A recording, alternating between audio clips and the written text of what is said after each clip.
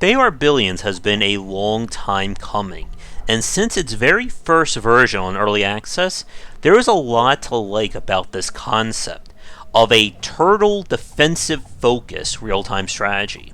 With the game finally out, however, what we have here is that it doesn't feel like there's more to it than that, and that may be disappointing to some fans and newcomers.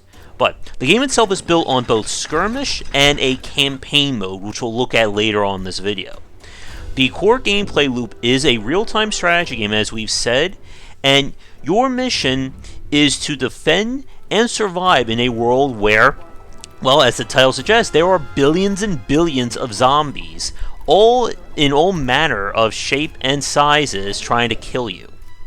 But the game itself is resource focused, with each building or kind of service you build taking away from some of your resources that you see in the bottom right. So military units will require food and will take from your worker population. Buildings such as your sawmill will require energy as well as food and gold or workers to be done.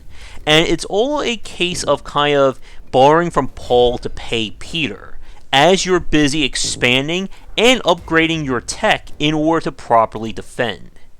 And like I said a minute ago, this is a defense-heavy real-time strategy. And that is part and parcel due to how the zombies work. On every map, there are going to be zombies already in place, and at specific day thresholds, as you see in the bottom left, a zombie horde will start coming in. And what makes the zombies very dangerous is that if they get to one of your buildings, if they do enough damage to it, they will infect the building, spawning more zombies. And then those zombies will attack the buildings next to them, spawning even more zombies. And this pattern repeats, and within a matter of seconds, you can find your entire base overwhelmed.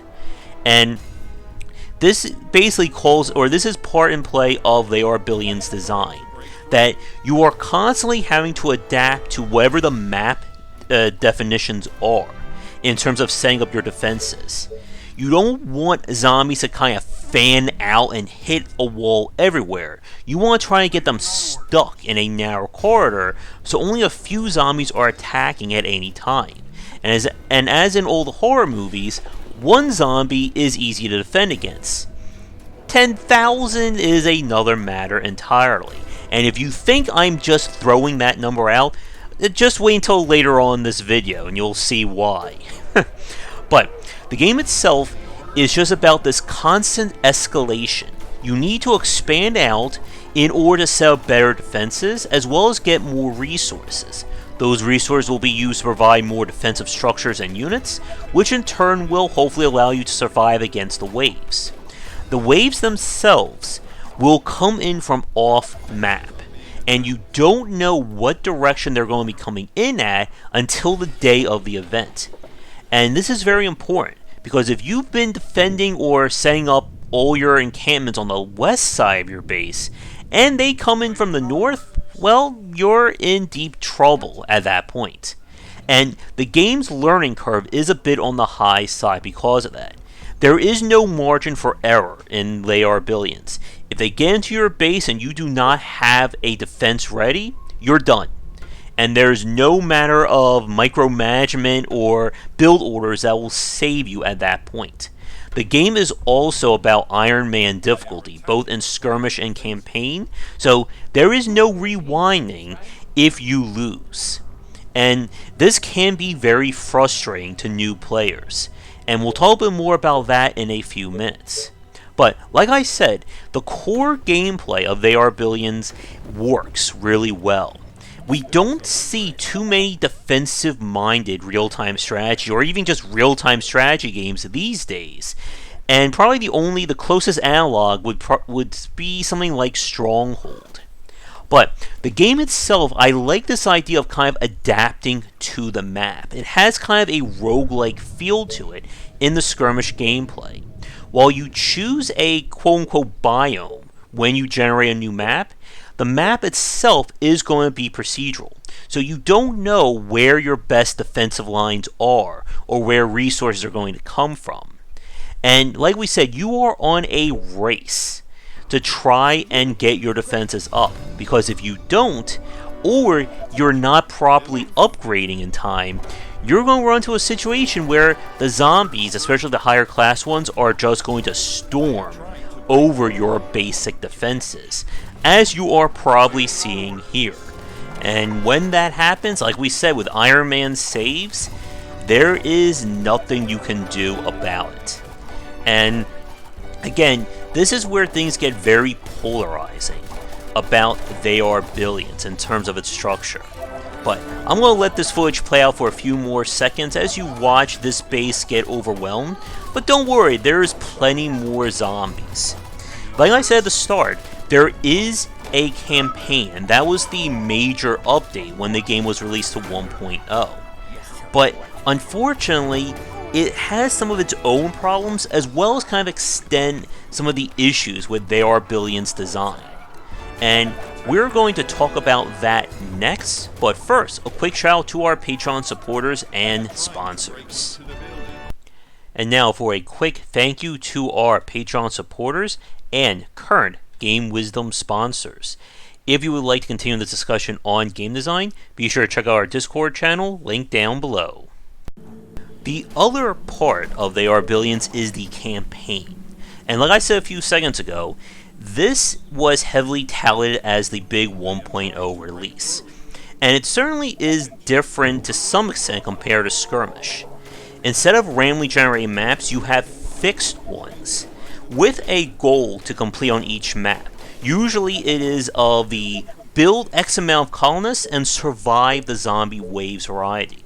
There's also hero missions, similar to what we saw in games like Command & Conquer or StarCraft, and they're just very basic, and they're kind of slow in that regard. The persistent element of the campaign is that you're gathering empire and research points. These are used to basically get yourself further in the campaign, as well as unlock the varying structures and persistent tech that is normally saved for, or is normally unlocked in the skirmish maps. The campaign does feature passive upgrades, such as improved unit health, improved defensive hit points, stuff like that, that you don't see in the skirmish modes. But the big point is that the variety of units, defenses, and improvements to your resource gatherers in terms of better quality buildings are locked to this mode. And they're locked to the research. And that is a very big deal in They Are Billions, because the defense is such a focus on the design that having to unlock them via the tech tree makes the game more frustrating than it should be, especially when you start running into more infected. Like you saw in the last part, your defensive line is heavily based on your research. If you do not have, or if you're not keeping pace with what the zombies or what the infected are coming at you with, then there's just not much you can do about it. It's kind of like the old civilization, caveman versus tank, and how it doesn't matter how great you are if you're not keeping up tech-wise. And with this game, and especially with how the defenses are very much built on specific answers or improvements, you're kind of in trouble. So, as an example, stone walls, which are kind of the Tech 2 defensive line, have to be unlocked through the tech tree. But if you get to a map where you are just flooded by infected, there's not much you can do with the basic techs. And I think developers made a big mistake of having that persistent, or having the unit unlocks be tied to the tech tree.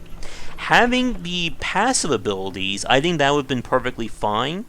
But again, having you play through these fixed maps and get to the point where you can't win simply because you either didn't unlock the units that were going to make things easier, or you went the wrong way up the tech tree, is very frustrating.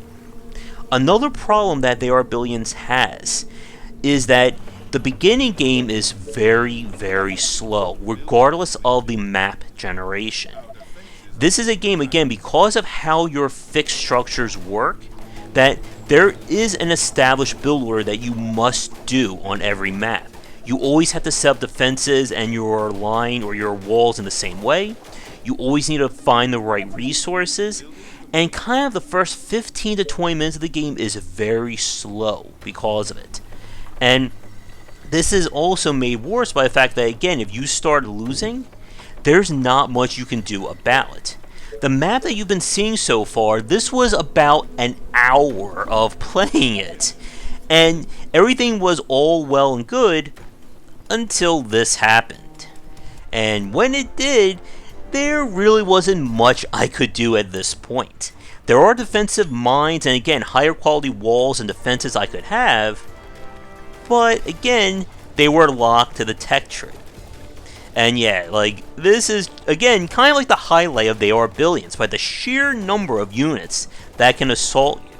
I think the game was actually slowing down when it got this crazy. And like I said at the start, the core gameplay of They Are Billions is great.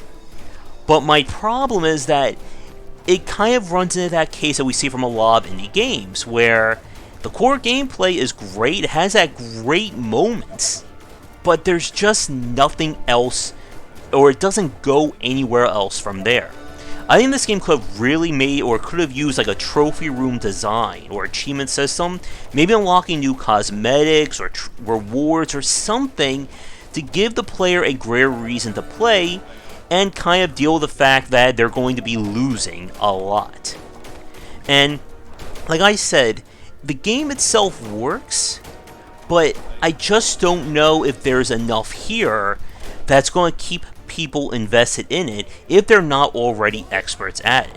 And I think the Iron Man saving system is going to turn off a lot of new players, especially when they commit to a 40-minute to an hour long play, to then have this happen and they have to restart over again. And I'm not sure if there is a solution given this kind of design. And I'm curious what people think who are playing or watching this footage. And like we've said, the game has been developed for such a long time that a lot of people were kind of expecting more in terms of what was presented in terms of utility as well as additional features. And I really hope this does well for developers, because I would love to see them iterate on this design, because they certainly have something here. The aesthetics are great, the core concept is amazing, but it just doesn't go further than that. But as we switch back to some peaceful footage to end this video on, thank you so much for tuning in. Let me know what you think in the comments below.